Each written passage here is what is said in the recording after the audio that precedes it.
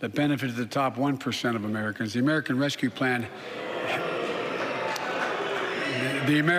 Plan helped working people and left no one behind. The pandemic has been punishing, and so many families are living paycheck to paycheck, struggling to keep up with the rising cost of food, gas, housing, and so much more.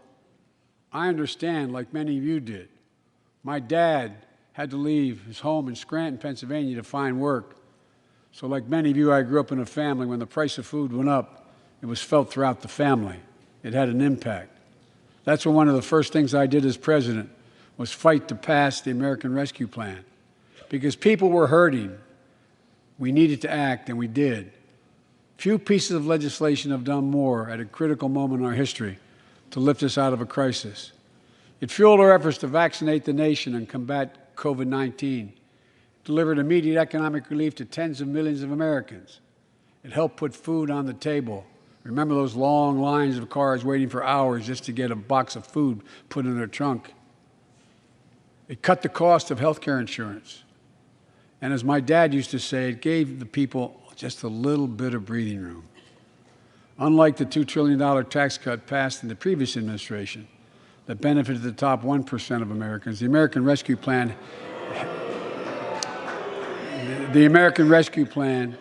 helped working people and left no one behind. Folks,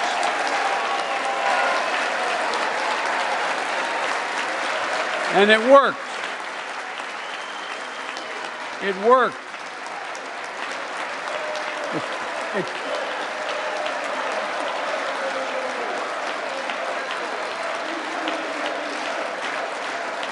It worked.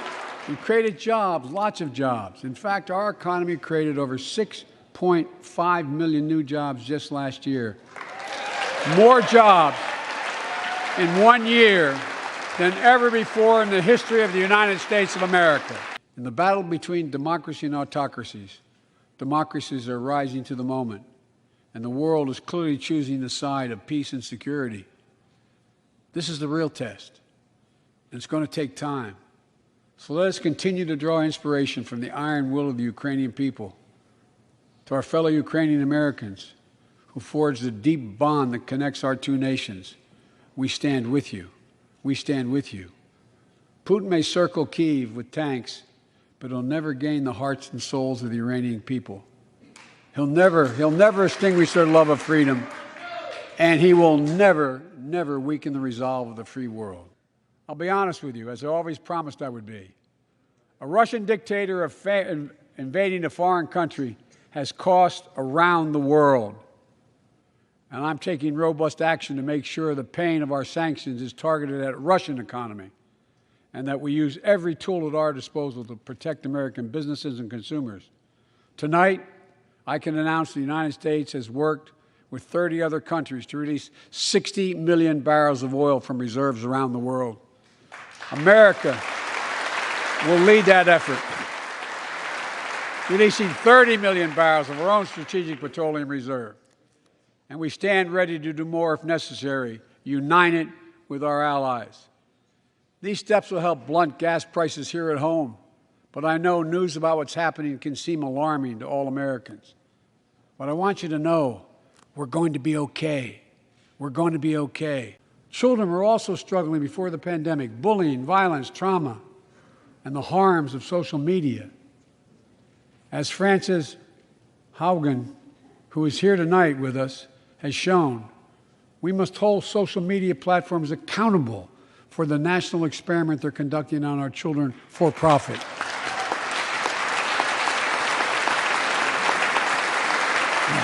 Folks, thank you. Thank you for the courage you showed. It's time to strengthen privacy protections, ban targeted advertising to children, demand tech companies stop collecting personal data on our children, and let's get all Americans the mental health services they need. And they come home, many of the world's fittest and best trained warriors in the world, never the same.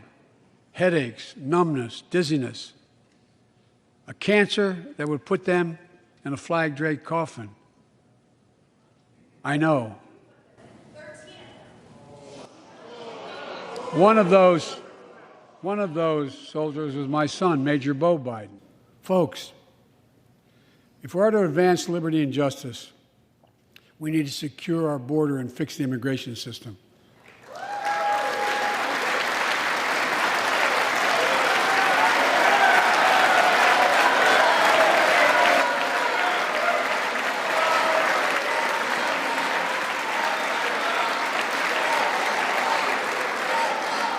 And as you might guess, I think we can do both.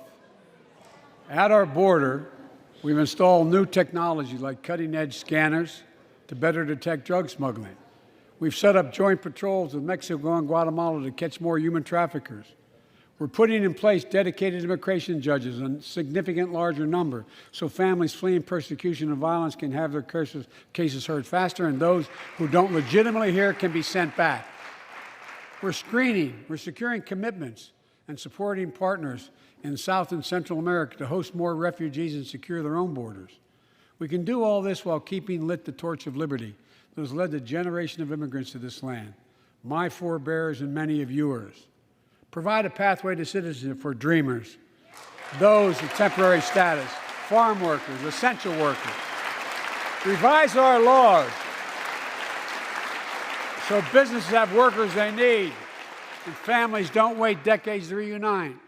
It's not only the right thing to do, it's economically smart thing to do. That's why the immigration reform is supported by everyone from labor unions to religious leaders to the U.S. Chamber of Commerce. Let's get it done once and for all. We should all agree the answer is not to defund the police. It's to fund the police. Fund them. Fund them.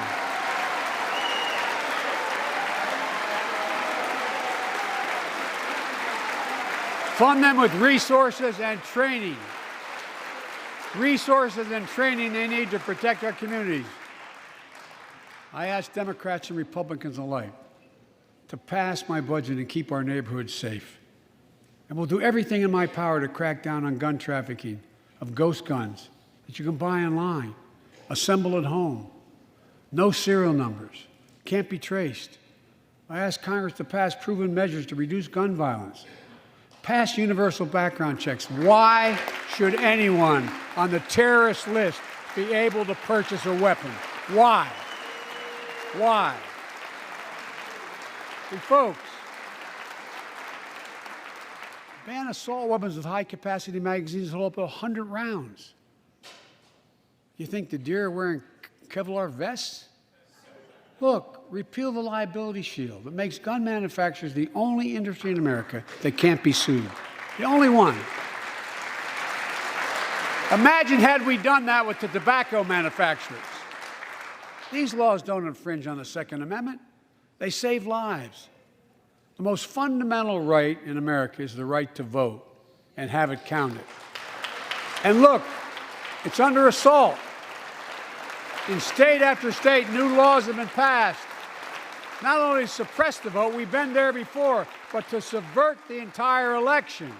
We can't let this happen. Tonight I call on the Senate to pass the Freedom to Vote Act, pass the John Lewis Act, Voting Rights Act. If you want to go forward, not backwards, we must protect access to health care, preserve a woman's right to choose, and continue to advance maternal health care for all Americans. And folks, for our LGBTQ plus Americans, let's finally get the Bipartisan Equality Act to my desk. The onslaught of state laws targeting transgender Americans and their families, it's simply wrong. And I said last year, especially to our younger transgender Americans, I'll always have your back as your president so you can be yourself and reach your God-given potential. We won't stop. Because you can't build a wall high enough to keep out a vaccine. The vaccine can stop the spread of these diseases.